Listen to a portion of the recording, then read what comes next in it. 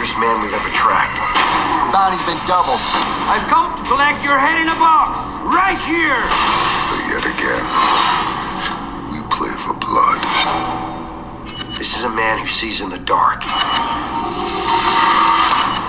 So watch out for surprise attacks.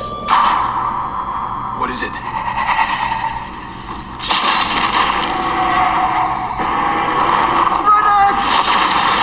One down. Three down. You get where I'm going with this. Again!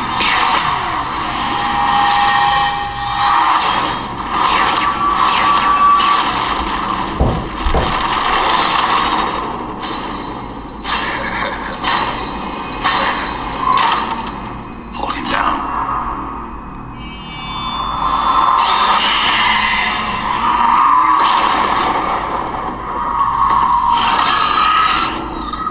What is happening?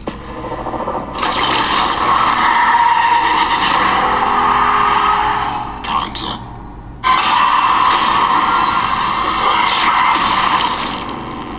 Yeah, let's cut him loose.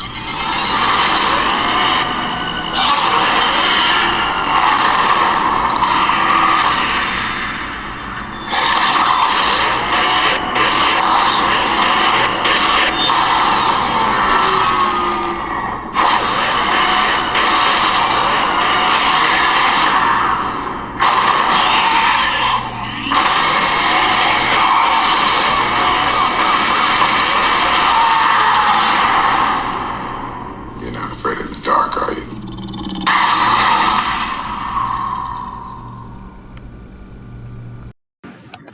Riddick is the third installment in the Chronicles of Riddick series that was released on September 6th, 2013. I've pretty much seen every single Riddick movie as of right now, so I am much more knowledgeable about this series. But I'm still going to review this one because I've seen this one first, and I mentioned my thoughts about it in a video about my thoughts on the Chronicles of Riddick Dark Fury, and I want to go more in depth with them. So, without further ado, let's begin with the story. The story picks up where the previous movie left off. Riddick was ruling the Necromongers for a little bit, but they turned on him, leaving him for dead on a sun-scorched planet. He only has a dog-like pet with him, and he faces a new alien race. He also has to deal with two groups of mercenaries, one of which has a man from his past. One of which is a man from his past. Overall, this story is actually pretty fucking good. The first thing I like about it is that Riddick doesn't have the self-loathing that he does in the previous movies. Now, in my thoughts on the Chronicles of Riddick Dark Fury, I said it was out of character for Riddick to be self-loathing, but at the time I haven't seen the previous movies.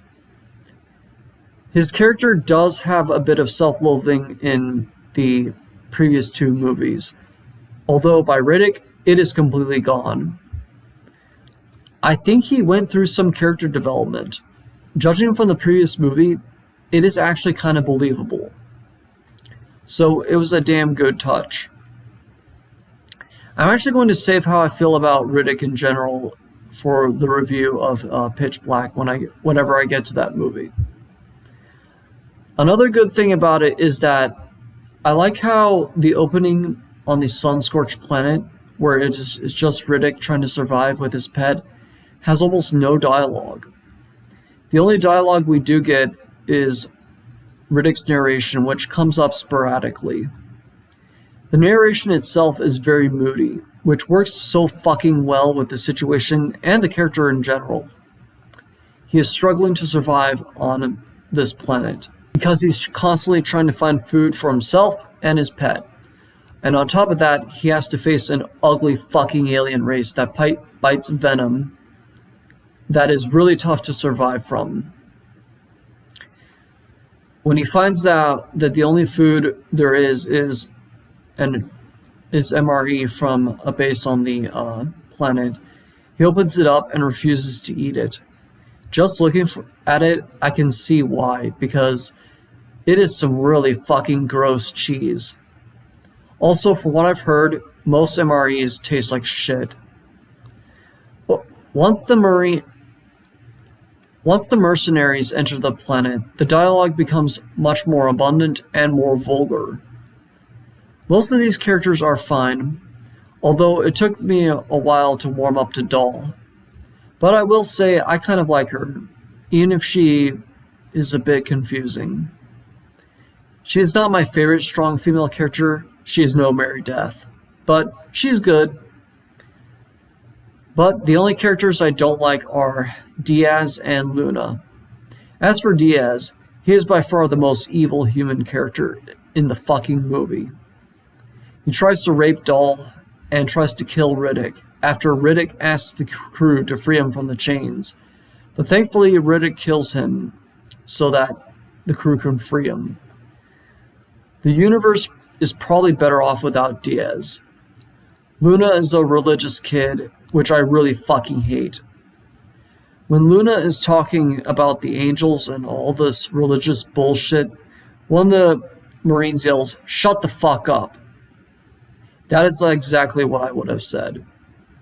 But what makes this more palatable is that the movie carries some of the anti-religious themes of the previous movies, which is made pretty evident by Riddick's comments to the kid. I also like how this movie has way more sexual themes than the previous movie. There are some tits shown, and Riddick really wants to fuck Doll. There is some pretty clever dialogue surrounding this. But the best dynamic Riddick has is definitely with Boss Johns. This part does contain spoilers, so feel free to skip to the timestamp in the description. Why do I do this? It is how I do things. I like to look at a movie as a whole, and sometimes I need to spoil things in order to do that. So here we go. This is your last chance. Boss Johns is going after Riddick because Johns believes that Riddick killed his son. But you find out later that in the movie that Riddick didn't kill his son. His son died of a drug overdose. Johns doesn't believe Riddick. Riddick is a lot of things, but one thing he has never been was a liar. When he hears this, Johns starts to warm up to Riddick and joins him in stopping the aliens, and doesn't go through with killing him. It also touches on something that is really fucking fascinating, and something that more people need to realize. Sure, there are parents who just hate their kids and are embarrassed to even have them, but there's another common thing that happens almost as often. There are parents who love their kids, but don't actually know them that well. Sometimes those kids are not really good people. They can be junkies and drug addicts, or they can even torture other people and just be insufferable to deal with. The parents will defend them even in their worst moments because they don't want to believe that they're total dickheads. This is why loving and respecting everyone is not a good idea. Respect is a privilege, not a right. Just like any privilege, it can be taken away. By the end of the movie, Riddick tells Johns to keep a spine. What he means by that is he's basically telling him to not be like his son. That is the best advice I can give to anyone. I'm a libertarian, but libertarians do not support drug addictions. So with that out of the way, let's move on to the action scenes. The action scenes are fucking awesome. There's plenty of gunplay and use of blades by Riddick, and some alien blood and human blood, but mostly alien blood, to give it an extra bit of intensity. There's also some brief laser shots from the spaceship and an explosion. It is pretty goddamn satisfying, not to mention shot and edited well.